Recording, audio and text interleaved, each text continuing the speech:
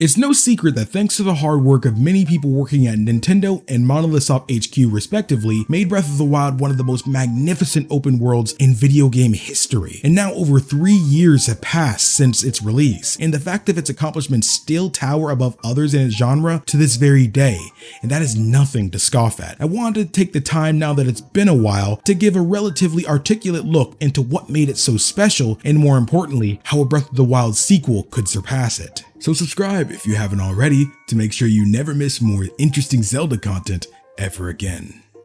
Breath of the Wild at a majorly fundamental level does a few things different that at first glance don't seem to be significant if you've played other big open world games before it. But certain aspects of Link's capabilities himself is what makes the world he's able to explore just that much more explorable. First and foremost, and honestly arguably the most defining feature that aids in exploring this world, is Link's climbing ability. A feature so rudimentary that it seems so obvious that every open world game should include something like this. And I'm not saying that it's the first to include this feature, but the way this game pulls it off is definitely top of the line. In Breath of the Wild, you can climb any natural wall, mountain, tree, even certain buildings and towers, and generally in open world games where you can climb, the climb itself is far more limited into where you can use it and how far you can go. That's not to say Breath of the Wild doesn't have a limit either, because it does in the form of stamina gauge and being slippery when raining. But the fact that the stamina gauge can be upgraded and aided by multiple different ways, such as having a particular outfit on that makes scaling mountains more efficient, using less stamina than normal, potions that can be made mixing a variety of foods and monster parts that can refill your used up stamina, and finally, as I said before, you can specifically choose to upgrade it with your collected spirit orbs from completing the shrines within Breath of the Wild's world. So not only does Breath of the Wild give you free reign of everything you can see on its lands, as anywhere on the map you can see in the distance you can actually go to, but it also gives you free reign to sail across the skies as well. Now, of course, I'm referring to the paraglider from the now past king. And obviously, it's just a paraglider. You're not going to be sailing the skies as the hero of wind sailed the seas. But in this world, that's probably for the best, as the world itself is designed to where it places objectives frequently throughout its world. From practically any mountain you climb or any tower you leap off of, there's always something within reach. The time spent in the sky gives you a moment to observe your surroundings without ever breaking the pace. I can see there's a shrine here that I might as well go get that spirit orb. There's obviously a Korok puzzle there. Those civilians look like they need help fighting off those bokoblins, and so on and so forth. The world of Breath of the Wild may not have prioritized story, but it did prioritize making this world scream to you that it is indeed alive. And with all this isn't all Hyrule has to offer. No.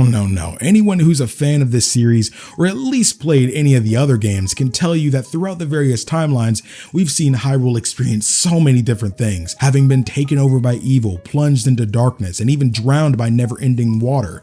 But with this fact known, what can they actually do to improve the world's design itself? Well, there's a few different ways I think Nintendo can go about it, depending on how far they want to go. So if you have any other ideas that I don't end up mentioning in this video, feel free to shoot me a DM on Twitter or Instagram or Discord or wherever you frequent the most. Though in all seriousness, it depends on how Nintendo will choose to go about it. But depending, if they choose to keep the world but affect it in such a way, it'll make the player forced to feel its differences. I truly believe the key to phenomenal world design in a video game isn't always what's inside the world, but also about how the player can interact with it. It needs to push players into exploring the mechanics of the character they control alongside how the world itself reacts to those interactions. Breath of the Wild 1 did this swimmingly, with getting us so used to how we can climb anything in its world, and then have us freak out when we slide and fall off a mountain, as we painfully learn rain affects this world just as it would in real life. We need more of this sort of thing in a Breath of the Wild sequel, having new capabilities granted to Link that will allow him to explore the world in a new way, even if the feature was available once before, as many can easily be expanded upon, such as we can already swim in Breath of the Wild 1, for example, but making Link capable of holding his breath for short durations of time, maybe even equivalent to that of his stamina gauge, and diving underneath the water.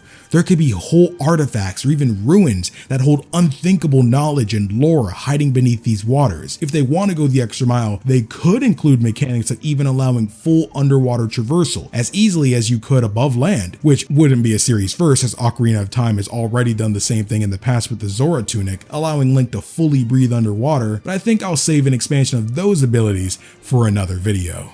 Now let's take a step back for a moment. If Nintendo chooses a more drastic approach to its world design additions, they could definitely go along the lines of changing world structures, such as say the towers being removed, but with the addition of magic, for example, being added to Link's arsenal will make players able to see the world from a different perspective. If he's given a type of magic that lets him explore the world in ways he couldn't before, such as being able to command the animals and dragons around him, being able to visit the cities in the clouds that were never known to be there. This even gives them an opportunity to introduce a whole new race to Hyrule, a race of people that lives in the clouds. They can even connect that with the people who lived in Skyloft long ago. Or if you want to think of the inverse of this, based off the trailer alone, they can even expand upon the whole underneath Hyrule Castle to be an entire underneath Hyrule and explore the ruins of a world we've never seen, making us need to travel between both. How about another example that's a bit more natural at its core? A few years can have passed and the world itself isn't in a relatively ruined state anymore. The people of Hyrule teamed up with the Rito, the Gorons, and the Zora, all to push rebuilding their civilizations into overdrive. 2 to 5 years in that time will keep our protagonists looking familiar, yet will have reason enough to show the world through a different lens, such as no malice poisoning the land and no blood moons raising enemies from the dead. Though you can even have that rebuilding the world relying less on the machines, like the mistake of the Guardians, and more of the people themselves. You can incorporate new faces of enemies, more monsters created from the rituals of evil people, the familiar Redeads and Gibdos of the series past, and their heavy connection to the royal family. Unearthing them can have them begin to roam the world of Hyrule. And the one I wanted to save for last, they can have an alternate world aspect of this world's design. Though yes, this is something they've done numerous times for numerous games in the past, but I'd argue using it again for Breath of the Wild has the potential to make that dynamic crazier than any before it. We can already assume, purely based on the one trailer we've gotten for Breath of the Wild 2, that the game will show new aspects of this Hyrule that we didn't see before. The primary example being underneath the mysterious Hyrule Castle, where we see Ganondorf's body being held. I only briefly mentioned it earlier, but instead of going about the path of an actual alternative world, Breath of the Wild 2 can also go about it to where underneath Hyrule Castle lies just one area of a world of tunnels and ruins left behind by an underground dwelling people. That world is now only being populated by dwellers with questionable sanity, yet curious of Link as he's from the world above, and the monsters that dwell here being spawned by the malice that leaks from Ganondorf's body. I think, though as dark as it may seem, it would prove to be an excellent perspective of how the world of Breath of the Wild requires us to continuously explore both above ground and underneath its surface. But what do you think? Are you interested in some of the angles that I brought up here? Or did you have something else in mind? Let me know down in the comments below, as I really look forward to reading the discussions. And if you enjoyed, feel free to subscribe for some more intriguing Zelda content. Fly high, my warriors of courage. Stay strong, stay beautiful, and always look skyward.